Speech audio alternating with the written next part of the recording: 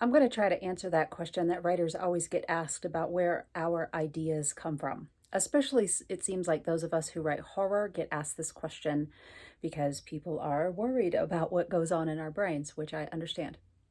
And I am going to answer this question the same way that I have watched lots of authors try to answer it, and that is this way. I have no idea where my ideas come from. I don't exactly know. I know that what it feels like is similar to how other authors describe this, including people like Stephen King, Anne Rice, Barbara Kingsolver, like people like that.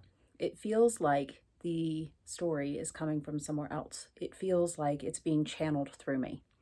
Now, I am not a real spiritual person in a lot of ways, and so I don't actually think that I'm receiving messages from, another being or anything like that. But that's what it feels like. And if you really pin me down, I would say that it's coming from my unconscious mind. And I have actually sort of observed this indirectly, of course, where I'll have an idea and it's almost like it needs to percolate or gel or because it's not ready. Like it's not, I can't write it. If I sit down and try to force myself to write it, everything is nonsense and not good.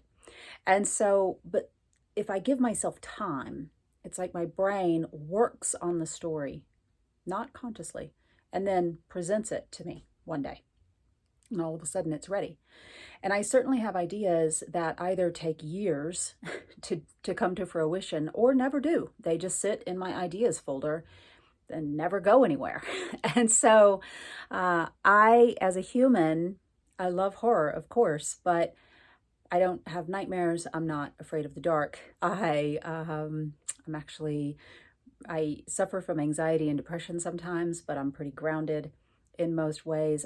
I'm happy 90% of the time or more. I feel really grateful and blessed for my life. And so it's not like some people are working through trauma and writing is catharsis. And there's certainly some of that for me.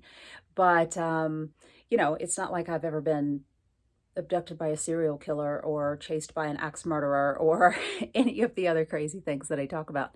So I don't exactly know where the ideas come from, but I'm just really grateful that they do.